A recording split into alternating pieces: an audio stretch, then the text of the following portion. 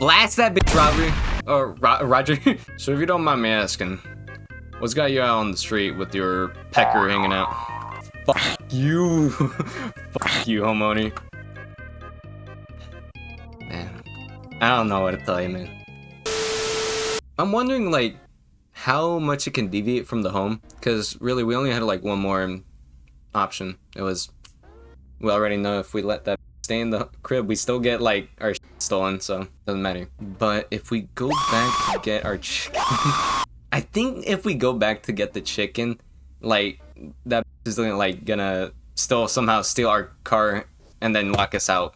Like same thing.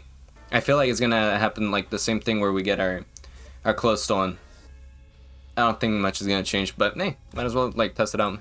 Let's see. I'll just skip all the way. Take your house back. Yeah, we'll skip these parts. Let's start reading once we get to the new part. Alright. Let's get our chicken this time. Roger turns around to collect his groceries. He sees someone analogous. To the homeowner devouring his rotisserie chicken. Hold on, quick Google break. I'm searching up what the hell analogous is. Analogous is? Oh, similar to something else, either in general or in specific detail. Oh shit, the homeowner behind Roger grabs a paring knife. Oh shit, Roger, lock in, brother, about to kill your ass. The homeowner clamps on a hand over Roger's mouth and shoves the blade into his back. Bitch. Oh my god, that bitch is killing us. Roger tries to bite the homeowner and break free. Her hand remains firmly clamped over his mouth. He can taste the tang of her blood with an unexpected acidity. What the fuck? Is that how blood's supposed to taste, or is this bitch like some mutant? The homeowner gently lowers Roger to the floor. Roger tries to get up but grows weaker as blood pumps through his heart and out of his back. The homeowner keeps him pinned to the floor and presses down to strain his breathing. Roger grows tired and slips away into a calm and reassuring dark. The homeowner's analog grabs the grocery bags and carries them inside. Sets the bags on the floor and steals a glance at Roger. So there is two of them. So like the first time that they robbed us, because remember, like the homeowner, we pretty much told her like get out the crib before I make you. And then we saw like another one just outside of her house, like stealing our car.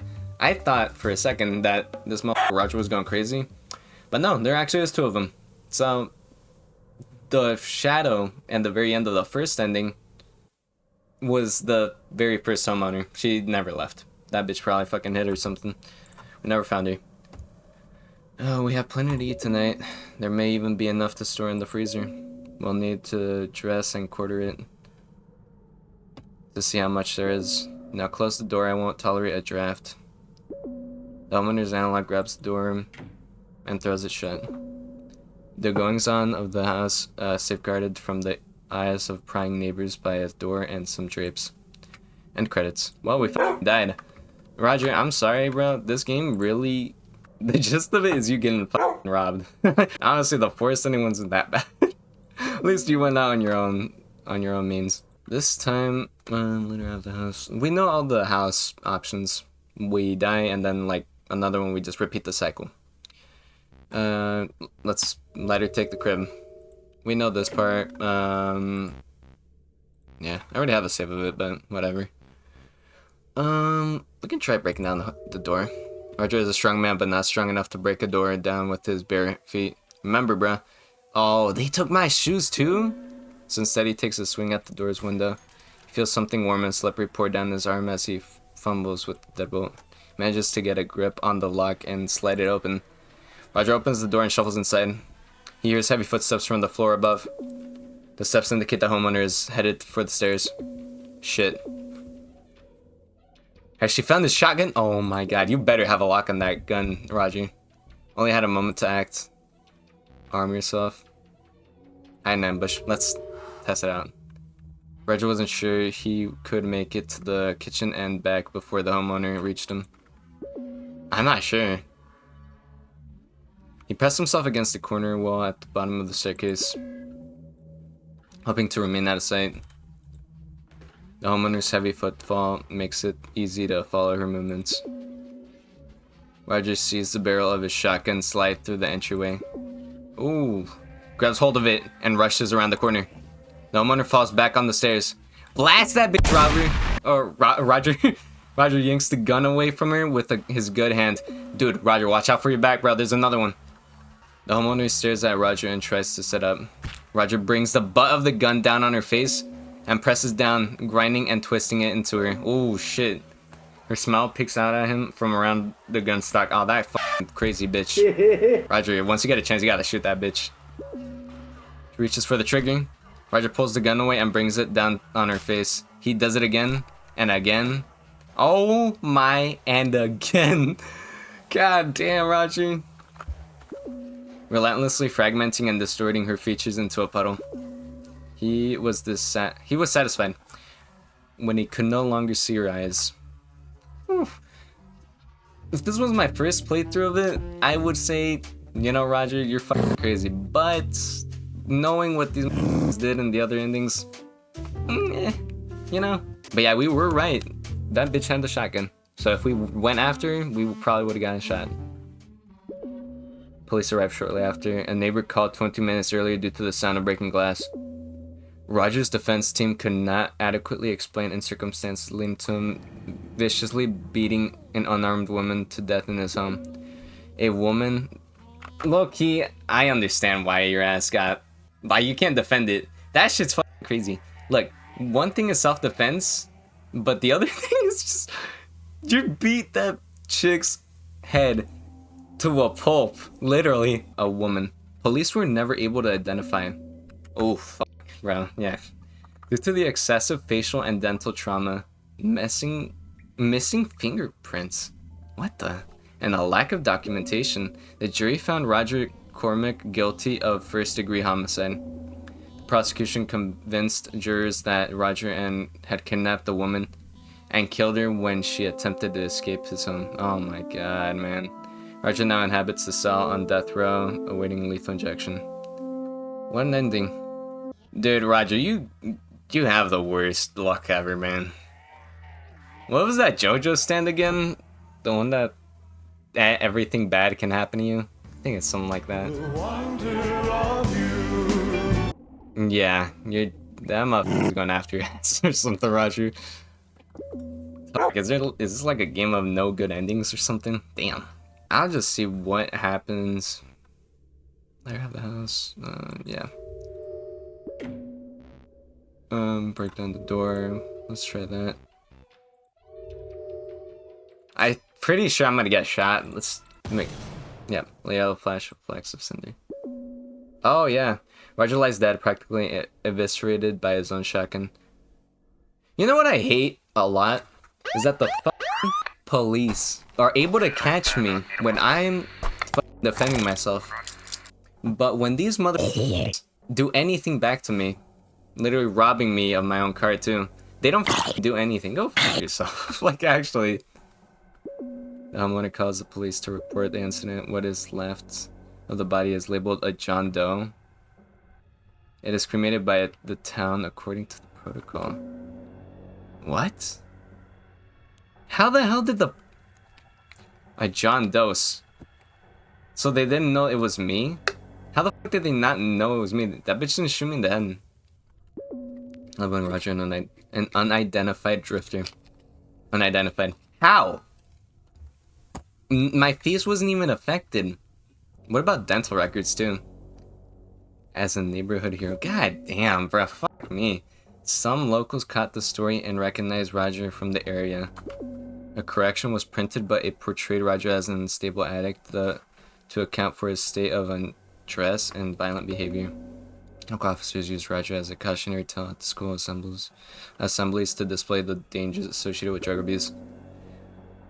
The homeowner was heralded throughout the state and as an example of someone who defended themselves when police were nowhere in sight. She was paid handsomely to act as the keynote speaker for a variety of clubs and events over the next few years. End credits. I don't know what to tell you, man. Let's see what happens if we wait her out. Was not one to bully others or be bullied himself. He stood resolutely on his porch like an irrespectable citizen would. Yeah, naked on the porch? Yeah, that's respectable.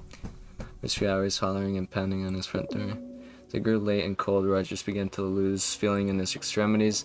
His pounding became limp and inconsistent, and his hollers turned to hoarse whimpers. Or hoarse whispers. He became warm and a bit drowsy. Oh, that means he's freezing to death, I'm pretty sure. Roger reasoned it was best to get some rest and resume his valiant position in the morning. Morning did not come for Roger. He sat on the porch, curled up, and nestled his head against the front door. It was the comfiest and sleepiest Roger had ever been. The homeowner discovered Roger at the dawn and called the police. Cause of death was determined to be hypothermia. He was tagged as John Doe, again, and placed in the morgue to await cremation. Roger's final moments were warm, and he was not afraid. End credits.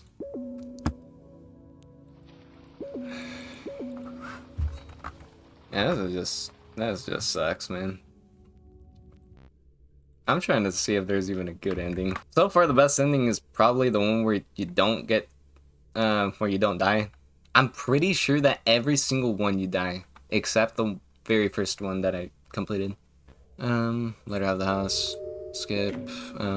Seek shelter. Might as well finish this part. Let's see.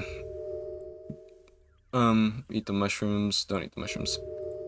I'm pretty sure I'm gonna starve to death if I don't eat them. Sure, if the mushrooms are poisonous, he did not want to risk the dying for a single breakfast. He let them be, but the fact remained. He was hungry.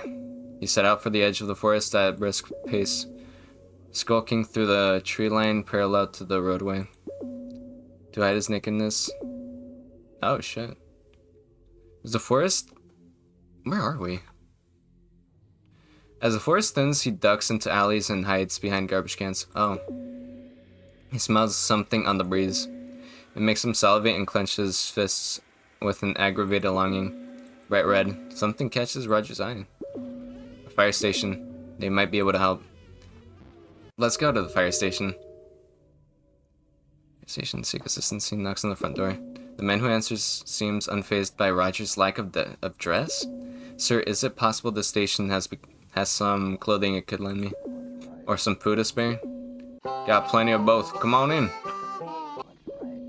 Roger's given a baggy t-shirt with a monogram of a defunct company on it, accompanied by some ill-fitting pants. He relaxes, knowing he will not be charged with indecent exposure. Fireman. Terry's in charge of lunch for the station today. He's got a pot of chili going. Might not be appetizing first thing in the morning, but it's what we got. I'd appreciate some, thank you. Yeah, dude, like, any food would be nice right now.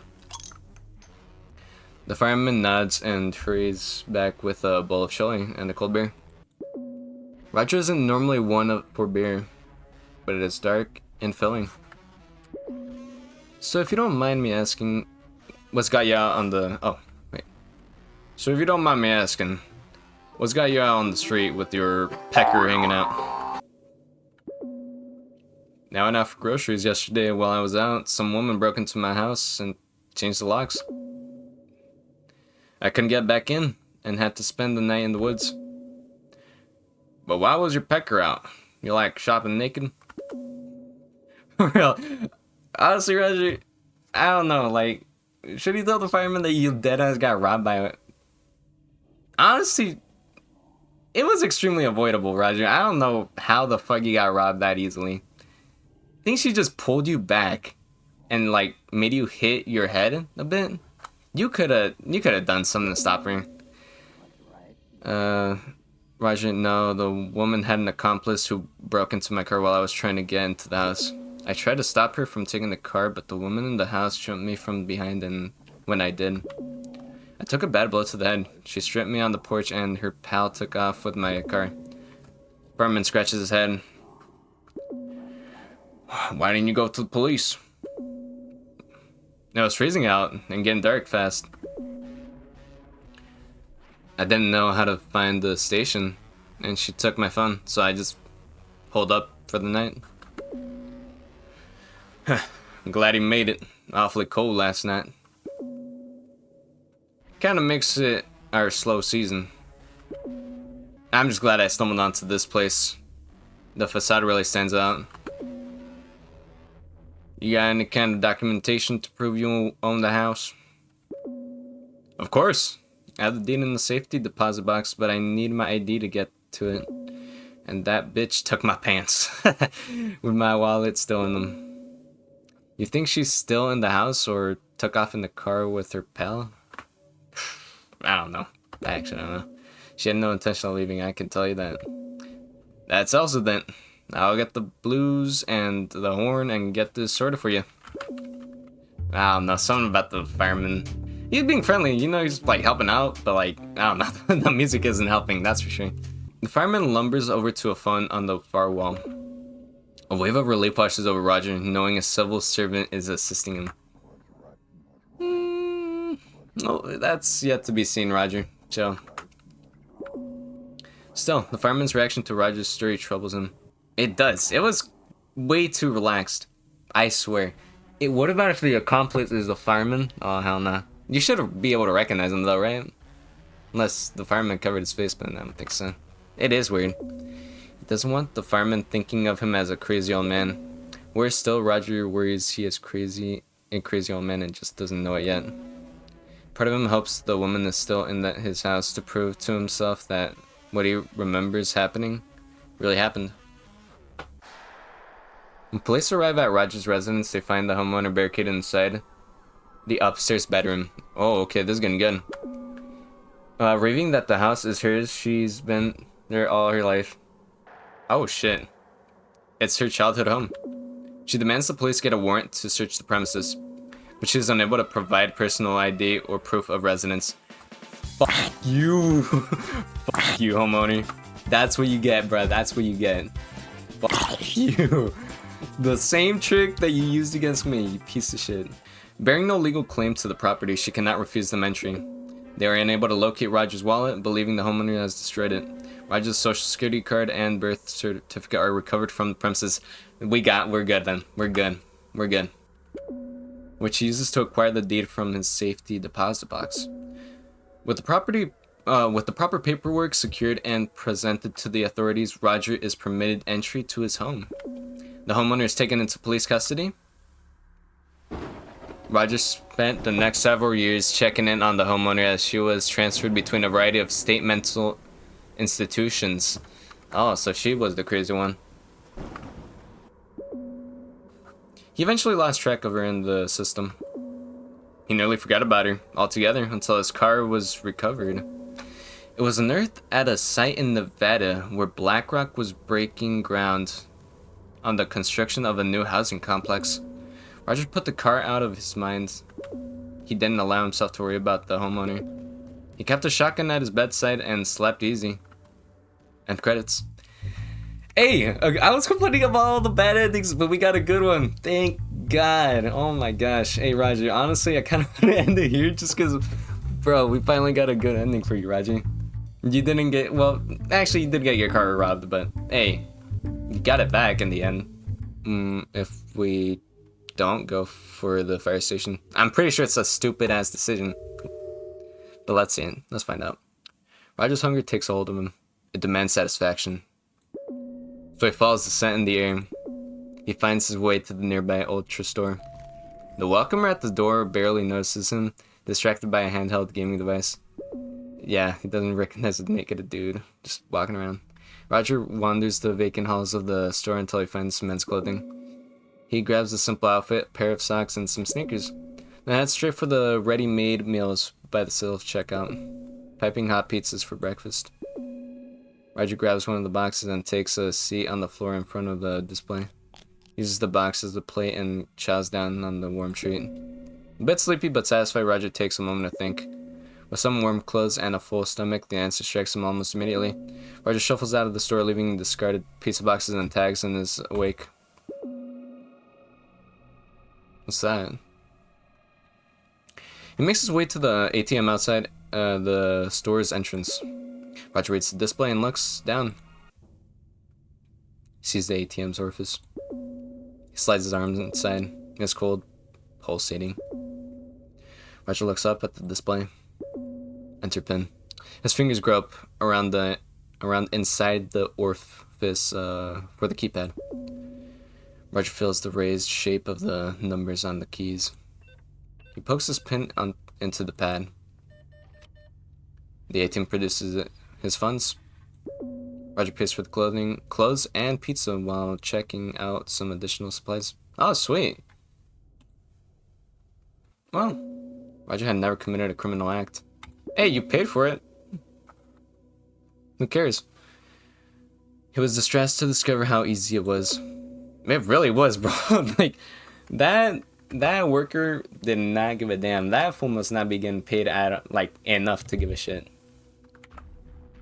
At his own house in broad daylight, no one paid any attention as he hooked a hose up to the gas tank outside the house. No one batted an eye. Oh my god, you're off the deep end, Roger. When he broke the kitchen window or ran the gas tank's hose through it, not even when he threw the lit Zippo inside. The neighborhood only took notice when they heard, "Oh my motherfucker, gosh, Roger, you crazy bastard." The fire department was first to arrive on the scene. Roger was impressed by their response time. Thankfully, their investigative abilities left much to be desired. They declared the fire a natural accident caused by a gas leak. Dude, how the f did he get away with it, Roger? These motherfuckers really... Dude, these stations, the police station and the fire station, oh my god, they are f***ing useless, bro. Roger was able to claim the full amount on his insurance policy and use the money to buy a home closer to his grandchildren. Honestly, I don't think that's a bad ending at all. Like, bro, he moved out of that shitty neighborhood and he bought a new house, moved out of that shitty neighborhood, took out the ops. Like, dude, that's a good ending if I've ever heard one. The Steam achievement is called Arsonist. Sweet, bro, we love committing insurance fraud. And credits. You know what, good job, Roger, good shit. I think there's still 2 more endings. I don't really think I'm interested in finding out about them though. Actually, let me check the achievements. I checked in the hidden achievements. Pretty much it comes down to like a police testimony of either they prove you wrong and they fucking put you in the system forever, or they find out, oh, this is a false testimony and you get released. You're fucked either way. You know what, Roger? I'm happy to end it off on a good note. That's it for this video. Honestly, wasn't expecting it. Not a bad game at all. $2 too? This shit's worth it. I guess that's it, bro. Thanks for everyone for watching, and I hope to see you in the next one.